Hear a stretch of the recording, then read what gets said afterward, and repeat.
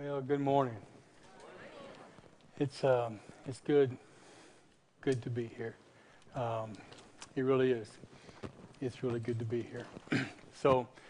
Yeah, as Corey said, I've been his uncle since before he took his first breath.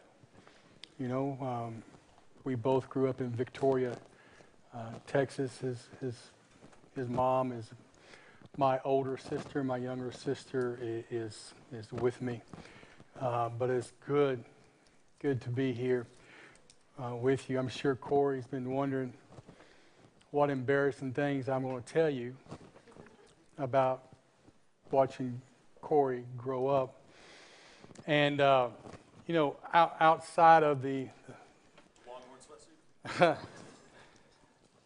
outside of the junior varsity college that he and Stephanie went to,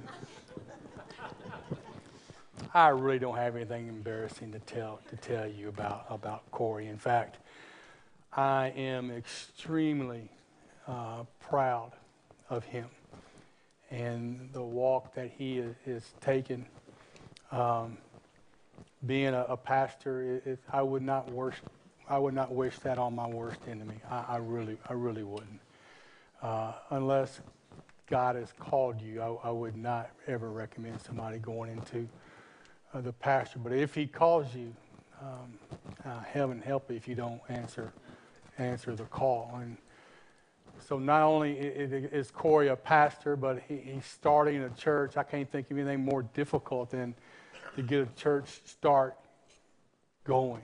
It's a lot of pressure. But boy, I tell you, it will sharpen your faith.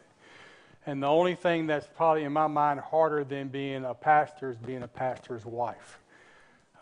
Man, that you talk about not being an easy thing to do and to be a pressure. So Stephanie, I really admire you and what you are doing and becoming in your love and your support for Corey. And maybe the only harder job for that is being a pastor's kid.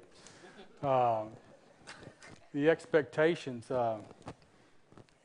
having to live a perfect life, everybody's watching you, and if they mess up in church, everybody goes home and talks about them and stuff like that. And I'm so impressed that they're right here on the front row. Was that your idea, or was that Mom and Dad's? He made us do that. Idea. Oh, it's Corey's. Nobody wants to sit on the front row, and I'm like, kids, Okay. y'all are up. All right, y'all are up. So, yeah, Corey and Stephanie are. When you're starting a church, it's good to have a lot of kids, because that kind of helps with the numbers, you know. So we're all about the numbers, but I'm so encouraged and so impressed and so happy for Corey and what he and Stephanie and you guys are doing. I'm married. I have one wife, and we currently live in Tampa, Florida.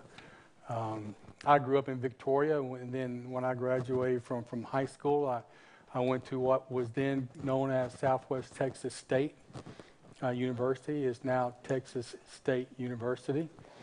So that's where I went and spent 5.5 great years there in college.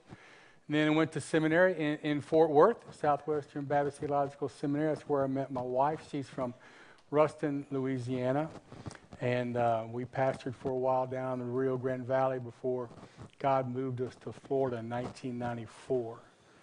So that kind of maybe gives you an idea of how old I am. Yes, I'm old. I was really happy when Medicare came along for me. And so I get to enjoy all those perks. So we now live in Florida. We have 2 boys and 2 dogs, and great family. Great family.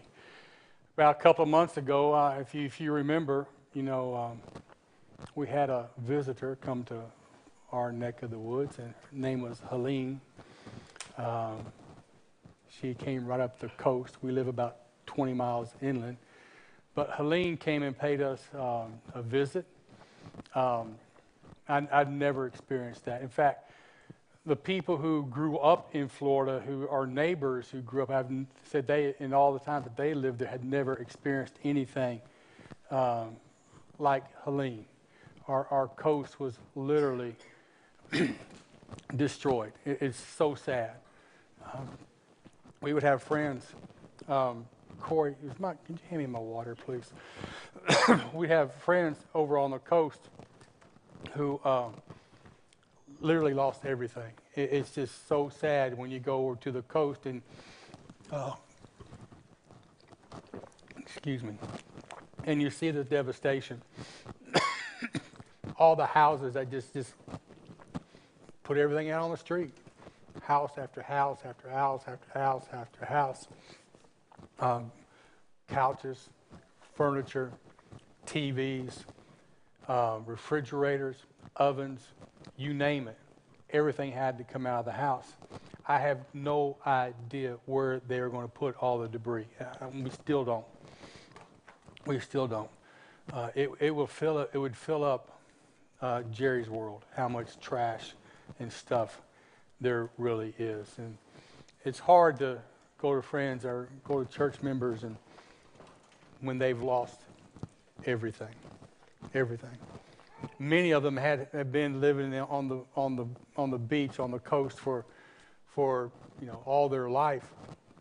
And the law says that if your house is now 49% unlivable, you have to raise it and just start all over. Well, because of the new building codes in Florida, no one can afford it. So they just literally, you just leave it where it is.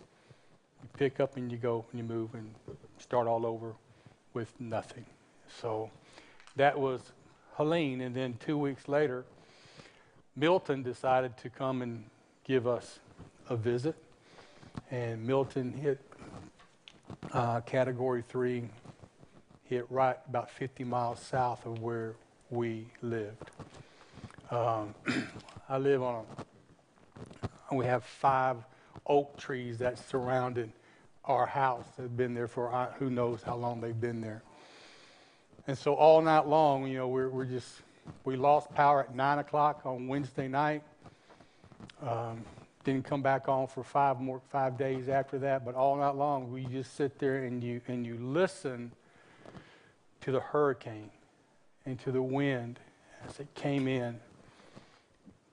And you hear branches coming off these trees and hitting the house. And I can still picture in my mind my wife, her name is Dawn, just laying over to my right. And every time a big gust of wind would come through and we hear the trees and something falling, she would literally just put her pillow over her face and say, God, make it stop. Please make it stop. And that went on for about 5 or 6 hours. We were very fortunate. We did have some trees that fell down in the back of our house, but our house was safe. So we were very, very fortunate. But I'll never forget just hearing my wife say, God, make it stop. Make it stop. I think in all of our lives, there are times in our lives when we say the same thing. God, please make it stop. And it seems like we go through those tough times and we're just about ready to come out of it and something else would happen and it just seems like it's just a spiral at times. God, make it stop. Make it stop. Please make it stop. And worse goes to worse and worse goes to worser. Is that a word? It is now. Goes to worser. And our cries is, God, please just make it stop. Mary Magdalene was one of those persons who it seemed like life for her always went from worse to worse to worser. All 4 of the gospel writers tell us a little bit about Mary Magdalene, and when we are first introduced to her, Luke tells us that she was a lady who was possessed or had 7 demons or 7 false spirits that lived within her. They never tell us exactly what those demons or spirits were, but sometimes you can kind of read between the lines and kind of come to a conclusion of what was happening in her life. Perhaps she had been abandoned as a child. Perhaps she had been abused as a child. Perhaps her family even sex trafficked her as a child, or maybe she was just a recluse. Maybe she had a learning disability. What we know is that, man, her life was just not good. And so when you see the number 7 in the Bible, that often refers to completion. So maybe it was just a Gospels writer way of saying her life was just a total wreck. It was just awful. And then something happened to her. More correctly, it was somebody happened to her. And she met Jesus. And Jesus spoke life into Mary. And when Jesus spoke her name, life was never the same. Her weeping turned to joy. The ashes turned to beauty. Life was fun. For once, she felt like people respected her and reached out to her. And she joined a group of ladies. And all throughout the New Testament, whenever you see a group of ladies, you'll see Mary right there. She saw him perform the miracles. She saw him feed the 5,000. She was there. She saw Lazarus being raised from the dead. And she would follow these group of women. And there's 14 times Mary Magdalene was mentioned in the New Testament. 8 of those, they have them listed with a group of women. And every time you see a list of women, Mary Magdalene was the first. She was there when Jesus was sentenced to death.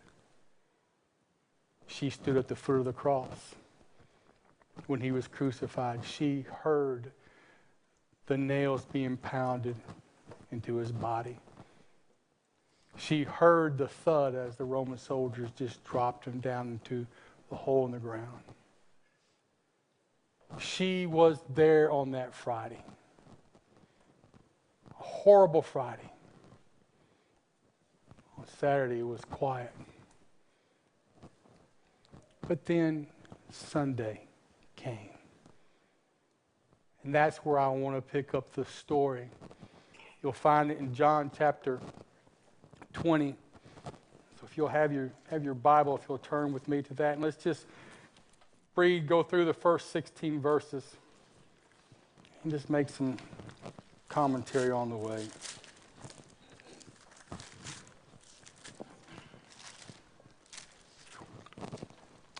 Verse 1. Early on the first day of the week, while it was still dark.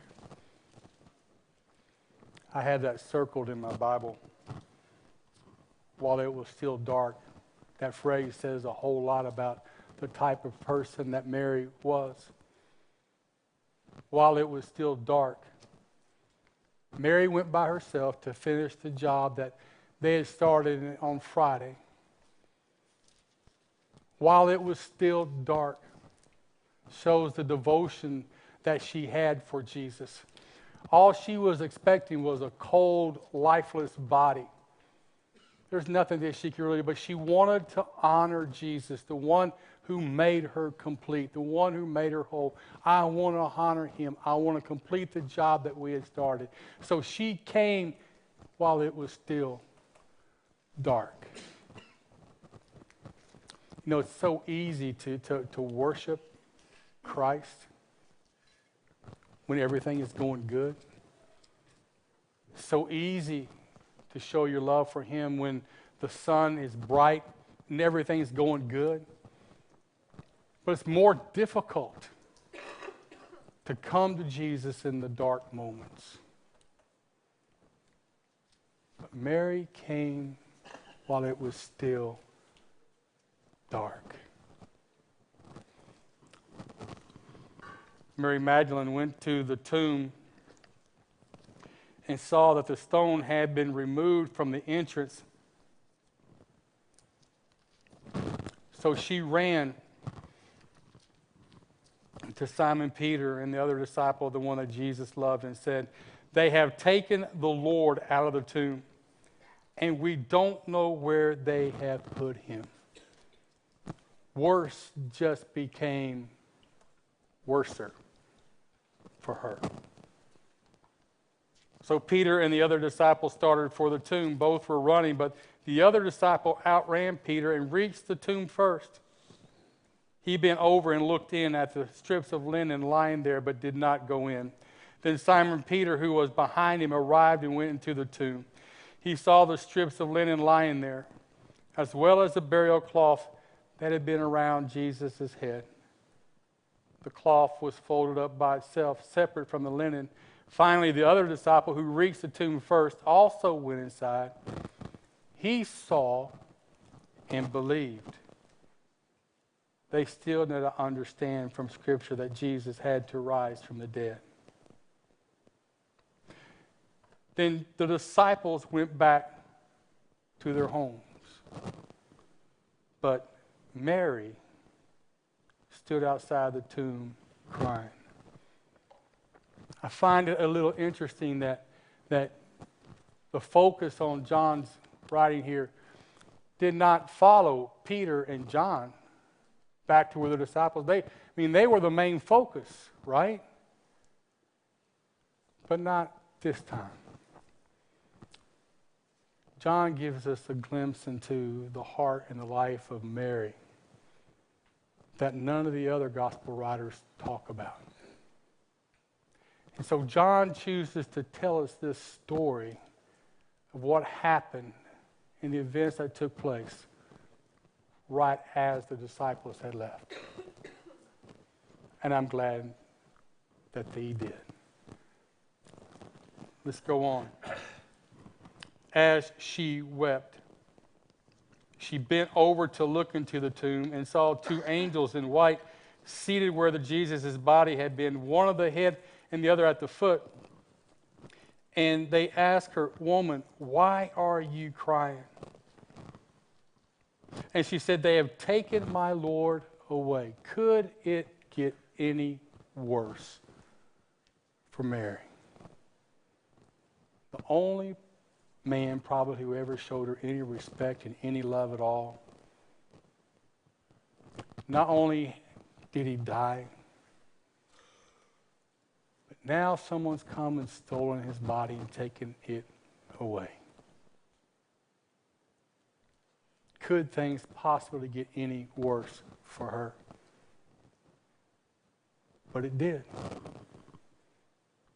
At this, she turned around and saw Jesus standing there, but she did not realize that it was Jesus. How is that even possible? How is that even possible?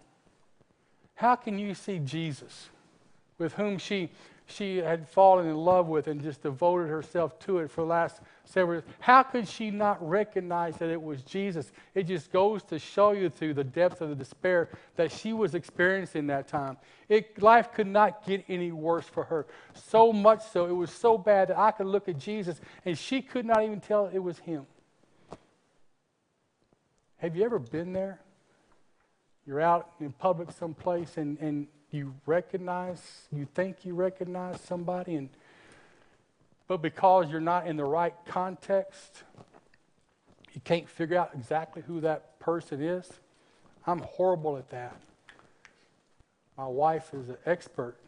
She knows everybody. She remembers, not me. I can see some people. I say, I know, but if you're out of context, basically, if I don't see you in church someplace, I'll forget your name. I'm sure it never happens to Corey. But Mary looked at Jesus and didn't even recognize who he was. The stress was that intense. Woman, he said, why are you crying? Who is it you are looking for? And thinking that he was the gardener, she said, Sir, if you have carried him away, tell me where you have put him, and I will go get him. Again, talking about the devotion of Mary's life for him. I will go get him. How is she possibly going to be able to get his body and bring him back? Things had just gone from worse to worse. But then, Jesus did something that changed her life forever. He spoke her name. Verse 16. One word. Mary. I would love to have seen that picture. One of those moments and times that just stands there in eternity. And when Jesus spoke her name, it took her back to the first time she had met Jesus. And when Jesus said her name, the first time, how her life was changed. And when Jesus spoke her name this time, again, her life was changed. When Jesus spoke Mary's name, her life was changed forever. When Jesus speaks your name,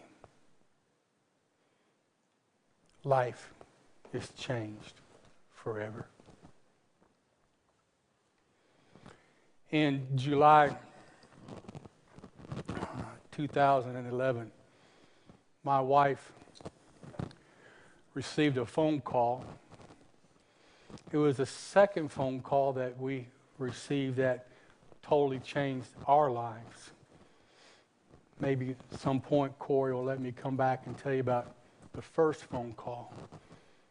But on the second phone call, a friend of a friend called Dawn and said, listen, my daughter has just had a little baby. And there's no way that my daughter will ever be a mother to the baby.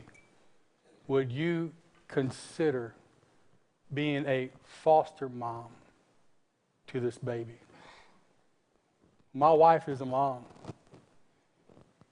How can you say no to a request like that? And Dawn said, sure, I would love to do that. And so Dawn went down to meet Langston. Langston was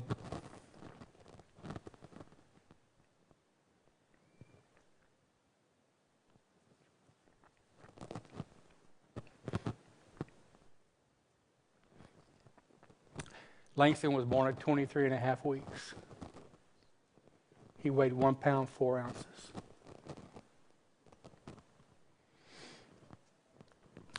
So when Dawn walked in, she told me as soon as I saw him,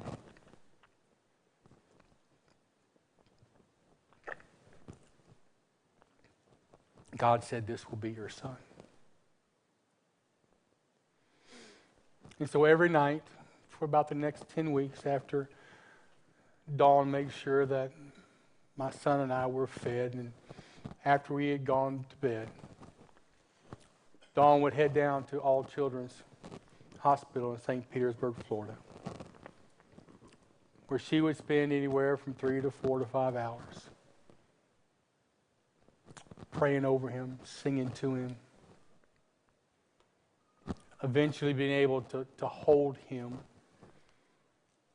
She told me about the first time she came back and she was able to kangaroo him.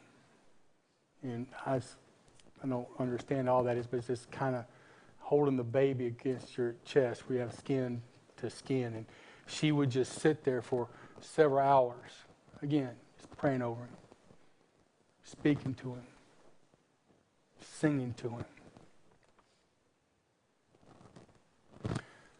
social worker came by and told Dawn, don't get too attached. He has about a 20% chance of leaving this hospital. And even if he does, he will have severe learning disabilities. It wasn't much long into the hospital stay that he had his first open heart surgery to close up a hole in his heart. But Dawn just continued to persevere, to love on him.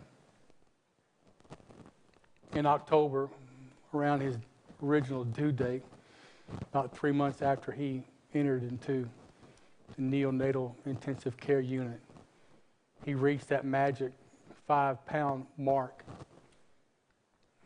and he was released from the hospital. What a joyful day it was when we got to bring Langston home. Great time of celebration. It didn't last too long. He developed acid reflux, had a major bout with it. He would take some formula, and an hour and a half later, he would spit almost all of it up. We couldn't find any formula that seemed to work that he would keep down, so consequently, Langston was always hungry, always crying. After about a month of him being at home, Dawn said, Lee, I've got to have some help. I can't do this by myself. I need your help. And so I went to my senior partner at work, and I said, Steve, listen, I told him about what's going on in Langston's life, and I said, look, I got to take off for the next 2 months. And Steve said, I understand. We'll cover for you. We'll take care of it. You just take care of Dawn and Langston. And as I was walking away, he said, I want you to know that his wife, whose also name is Dawn, will be praying for you. And I said, thanks, Steve. Things didn't get any better with Langston. In fact, his sister came, Dawn's sister came to stay with us for Christmas, and the first night that she was there, Alice said, listen, you two, y'all just go to sleep. I'll take care of Langston. I'll take care of the baby. It wasn't long before Langston started crying. And moms, you know, when your baby's crying, you want to go to him. Night after night, day after day. Really got to us. Dawn and I were arguing all the time. Our little son, Landry, we hardly knew he existed. 5 years old and pretty much taking care of himself. Mom, what's for dinner? Just go find something. That type of deal. The first week of January, I took Landry to school. I came back home and walked into, I got to tell you this. Right after Christmas, Dawn got strep throat,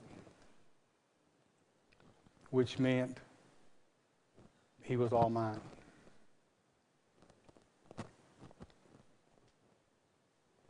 First week of January, I take Landry to school, come back, I walk into the bedroom. Dawn was facing the other direction, and I looked at her and said, do you want to take him back? And without hesitation, she turned around and said, yes. And I said, okay. I told her I needed to go down to the office. I hadn't been there since November, and it's been over 2 months. I need to go to the office and just check on things. And so I got in my car, and I headed about a 20-minute drive to where my office was. It was the longest drive of my life. I never cried so much or so hard. I felt like a total failure. I felt like I had let my wife down. I felt like I had let God down, but more than anything,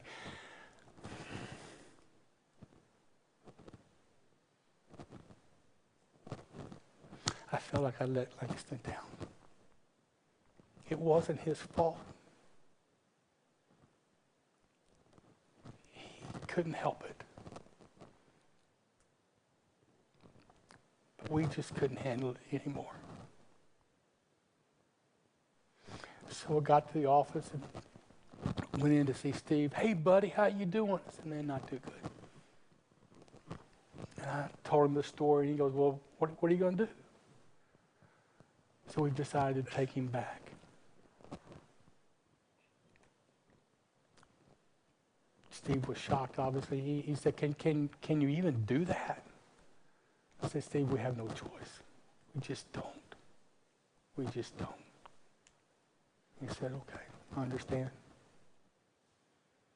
So I went to my office, checked the mail. There's several Christmas cards that had come, and almost to a one, everyone was saying, hey, we're praying for you and Dawn and the baby.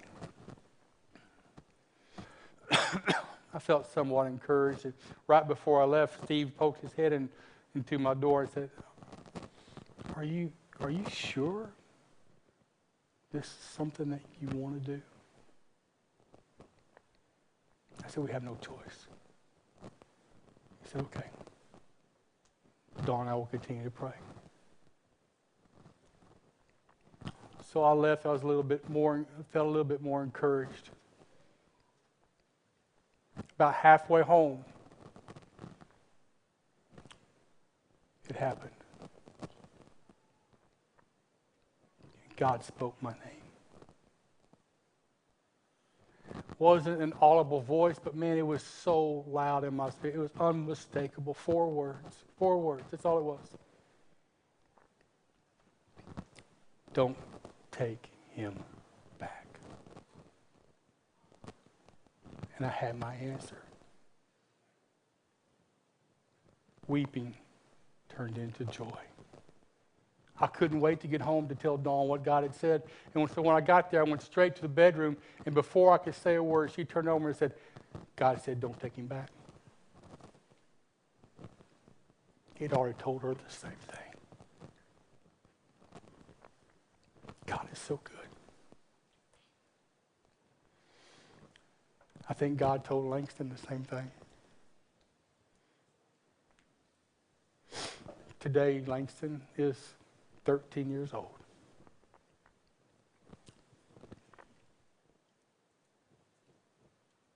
Praise the Lord. And, he's in 7th grade. AB student. No learning disabilities at all. Just as perfect as a teenage boy can possibly be. When